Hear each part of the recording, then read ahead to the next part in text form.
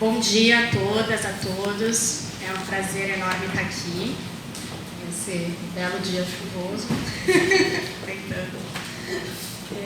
Obrigada pelo convite.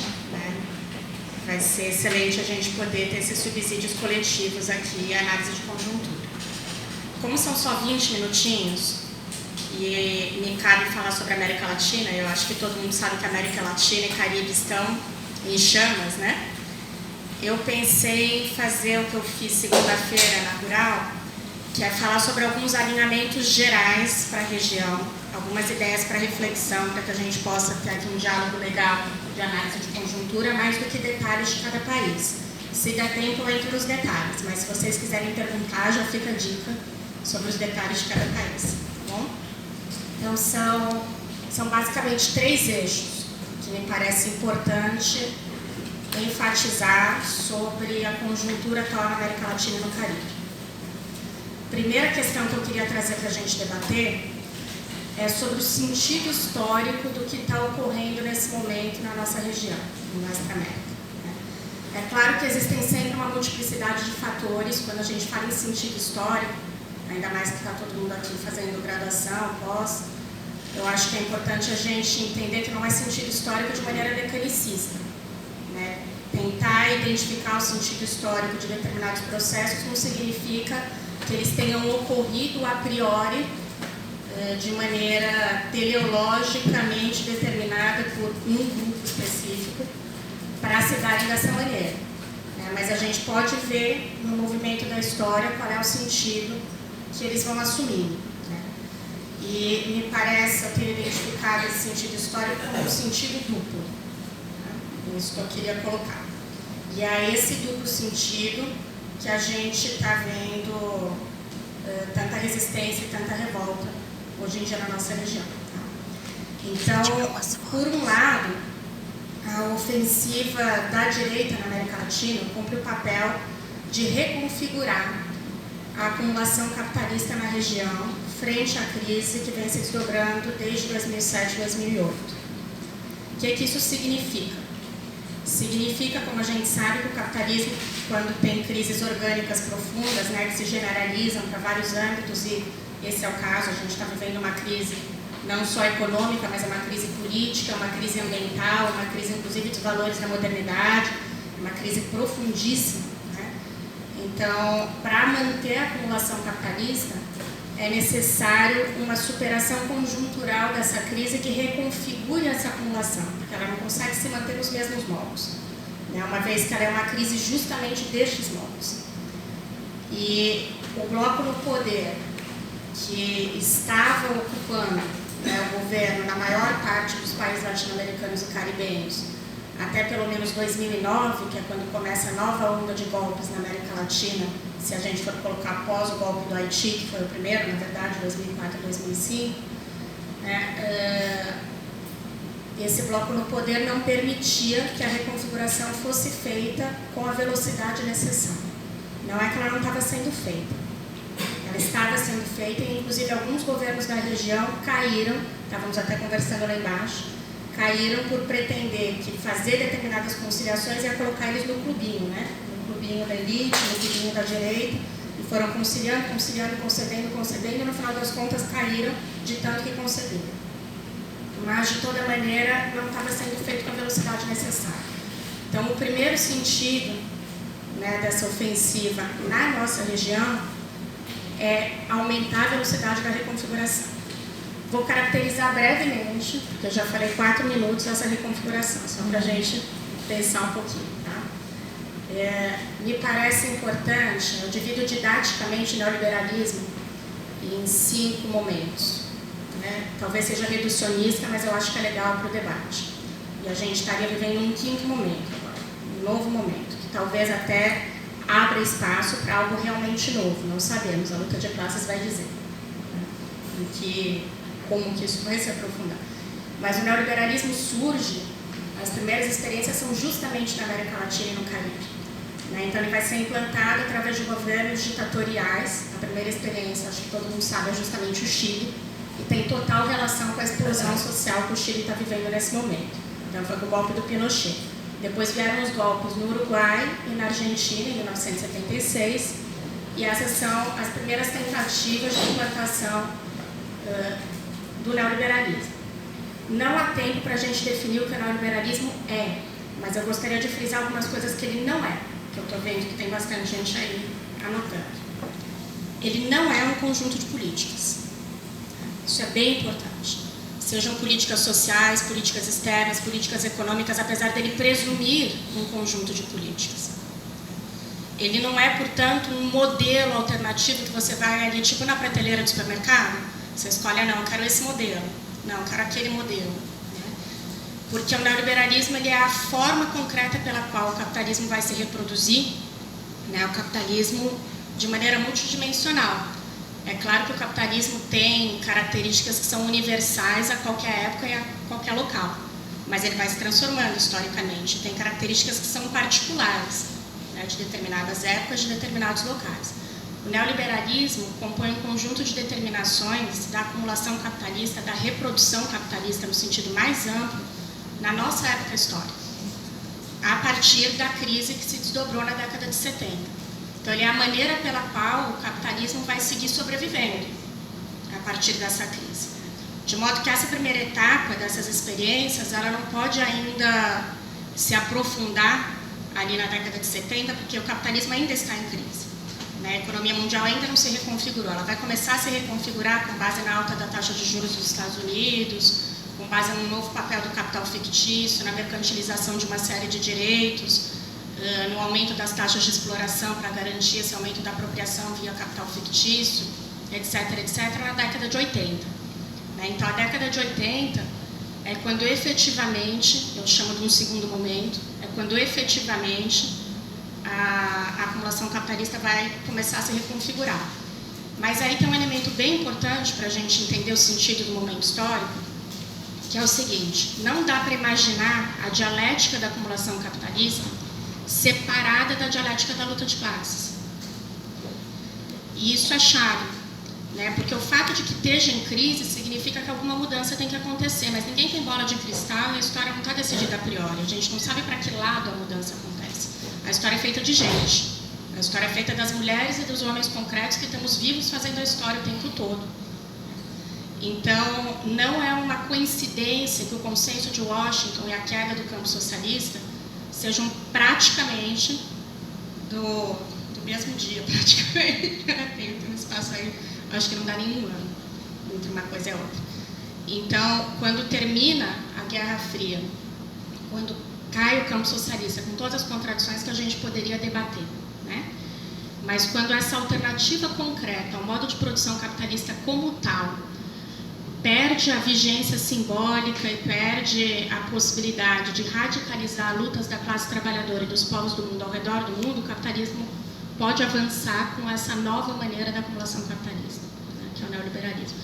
Então, é da década de 90 a maior quantidade de pacotes de reformas, né, as reformas das políticas das quais eu estava falando. Né. Então, na década de 90, a gente viveu a retirada de todos os direitos que a gente pode imaginar. Porém, essa ofensiva da classe dominante não vem sem resistência. E é isso que vai caracterizar um quarto momento. Né? Principalmente, eu vou focar aqui na América Latina e no Caribe, que é o momento no qual, frente à resistência que se contrapôs a essa ofensiva da década de 90, a gente teve conquistas na América Latina e no Caribe, que são mal chamadas, na minha opinião, dos governos progressistas da região. Que coloca tudo numa bolsa de gatos, como se fosse tudo a mesma coisa, e não é tudo a mesma coisa. São muito diferentes entre si, esses governos.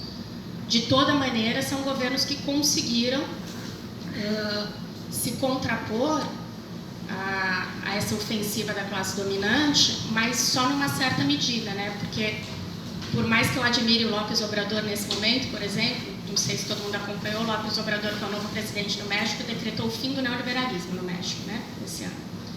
Não dá para acabar com o neoliberalismo por decreto. É impossível, justamente pela caracterização que eu acabei de fazer. Então, é como se a gente tivesse tido uma série de conquistas, né, a história está em movimento, né, a gente tem que ter uma análise dialética. Então, é como se a gente tivesse tido uma série de conquistas mas no meio de um período histórico que era também um período histórico de refluxo. O neoliberalismo ele pode ser caracterizado como uma ofensiva da classe dominante sobre a classe trabalhadora.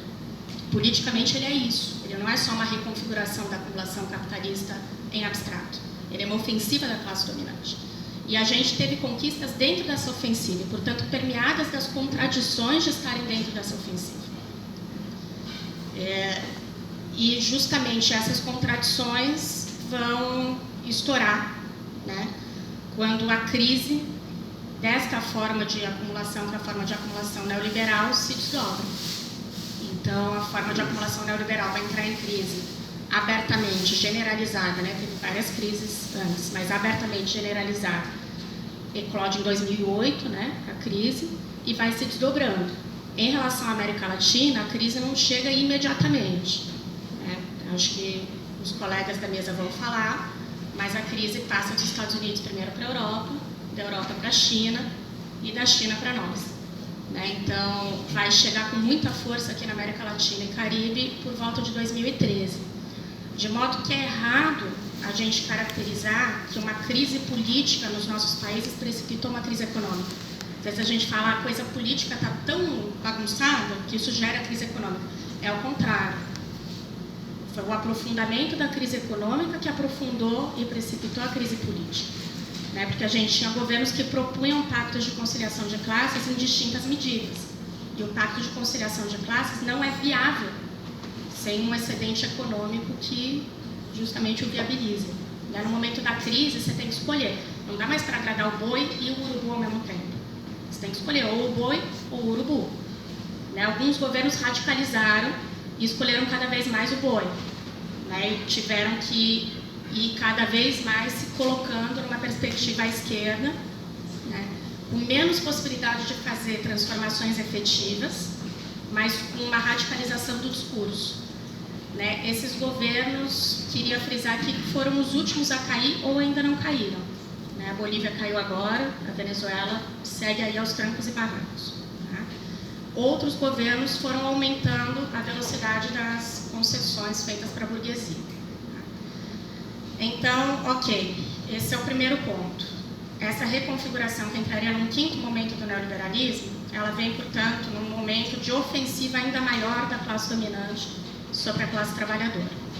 Do ponto de vista do que caracteriza o neoliberalismo, na minha opinião, fica aqui para o diálogo, a gente está vivendo um aprofundamento do neoliberalismo, apesar do discurso conservador.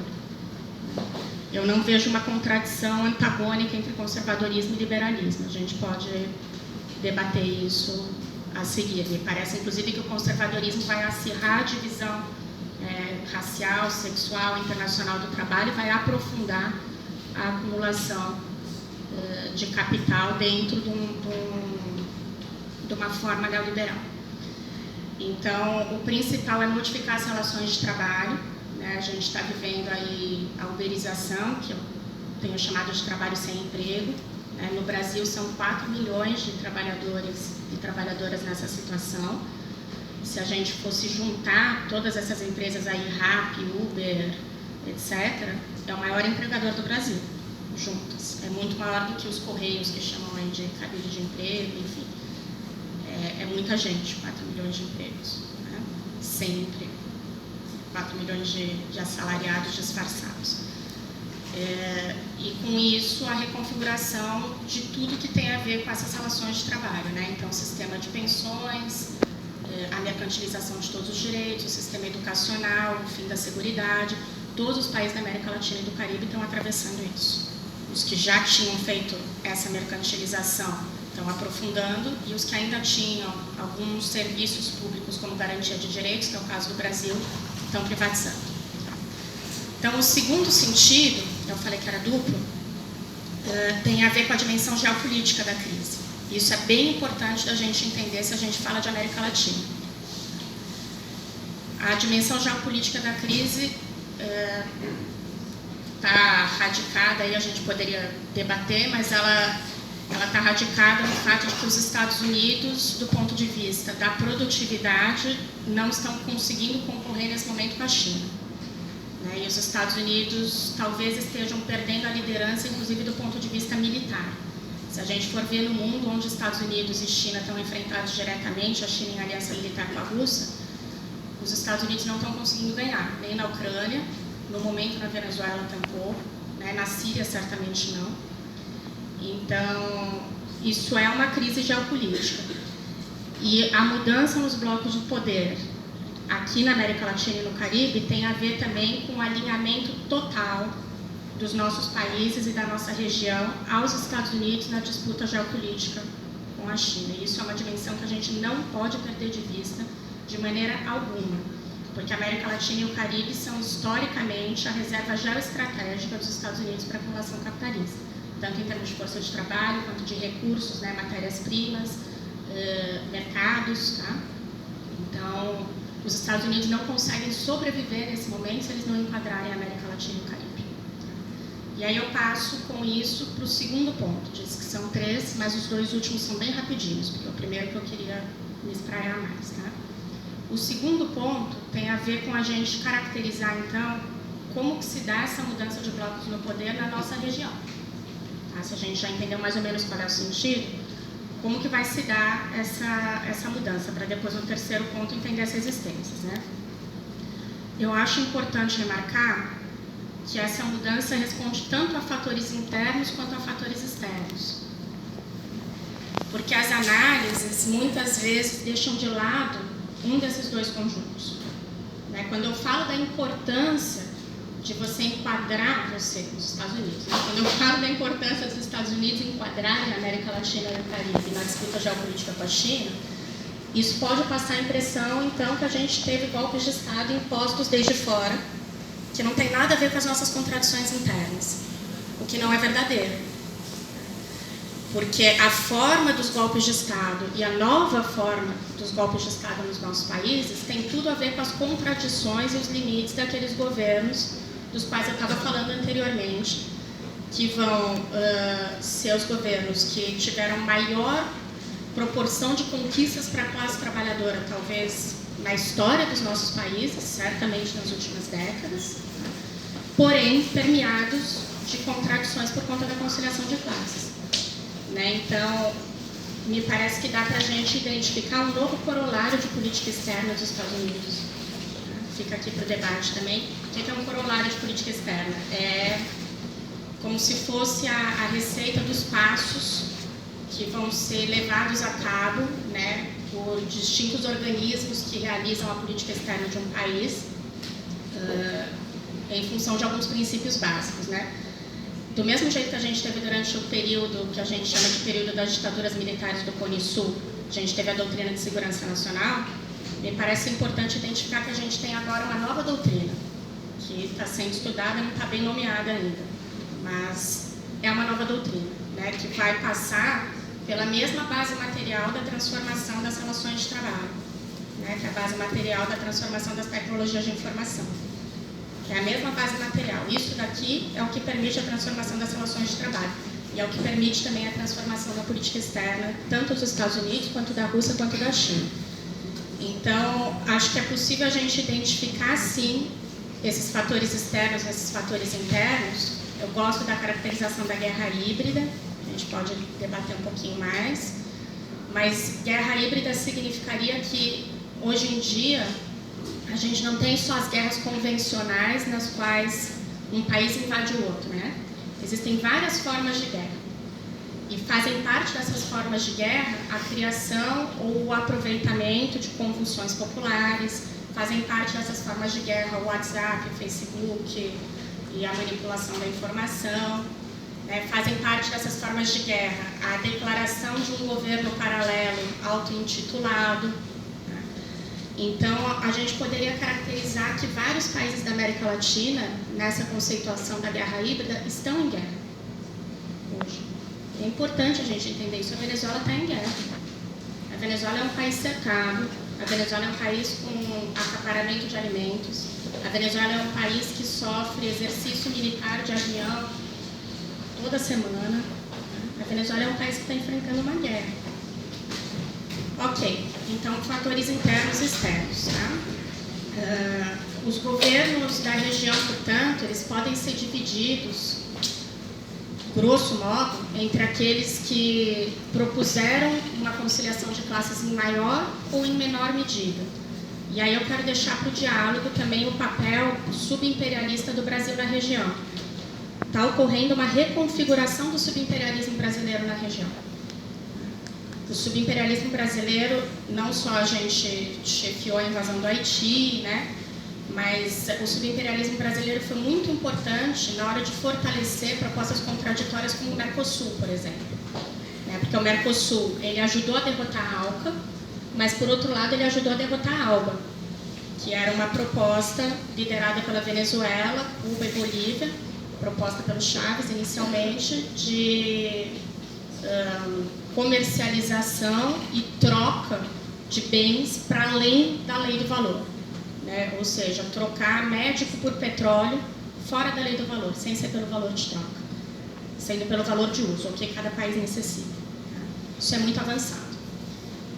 Ok, então encerrando com essa ideia de que a gente está vivendo um momento, talvez já de uma guerra híbrida que pode passar a uma nova etapa ou não, né? Mas certamente um momento de crise profunda, né, da acumulação capitalista em todas essas dimensões.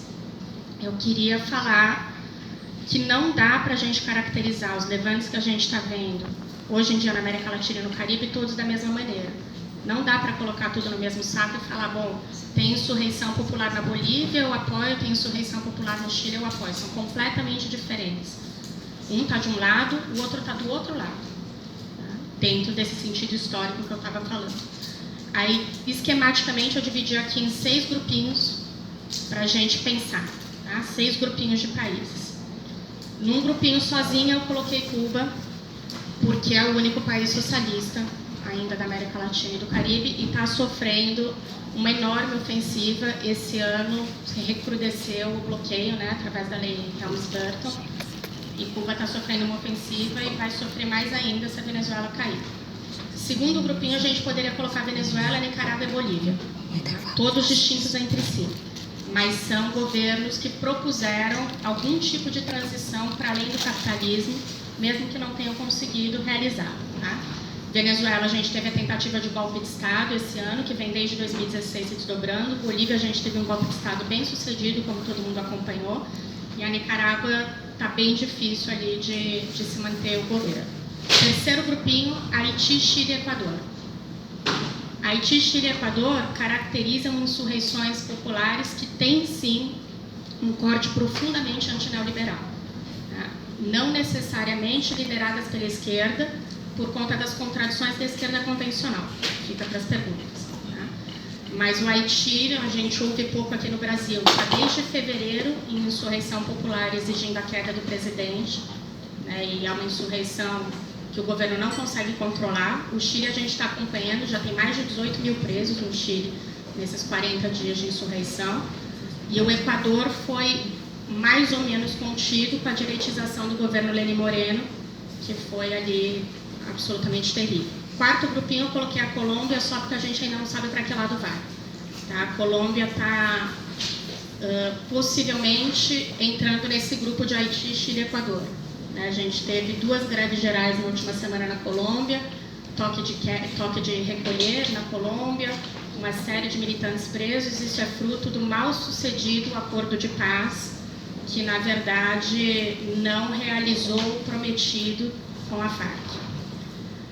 Quinto grupinho, Argentina e México, que são os governos que ganharam com propostas de conciliação de classes progressistas, porém que vão ter que conciliar ainda mais na nova conjuntura. Tá? Então, a Argentina ainda não começou o governo, mas a Argentina, assim que ganhou as eleições, chamou uma reunião do que se chamou Grupo de Puebla, da qual o Lula, recém-liberto, participou. E isso foi, 2 dias antes do golpe da Bolívia. E certamente teve a ver com o golpe da Bolívia. Foi uma tentativa de recriar uma integração na região. E o México, a gente tem o López Obrador. E aí, no último grupo, eu coloquei o Uruguai e o governo do Macri, né? E aqui a gente entraria também, é o Brasil. Né? São os locais onde, mesmo que fruto de um golpe de Estado, como é o caso do Brasil, a direita conseguiu ganhar nas urnas. Então, é isso. Aí, queria encerrar com a seguinte ideia, né? Parece que está horrível, sim, está horrível, estamos vendo que está horrível, mas não é hora de sentar e chorar, de maneira alguma. A gente está vendo em todos os cantos da América Latina como existe muita luta, muita resistência popular. O Luiz Eduardo vai falar, provavelmente, da luta aqui no Brasil, né? Tem muita luta. E o momento de disputar qual é o sentido dessa luta é agora. Não é quando o troço explodir aqui que a gente vai disputar. É agora que a gente já está disputando. Né? Então, não é mesmo o momento de ir para casa chorar. É o momento de lutar, de lutar, de lutar. Obrigada.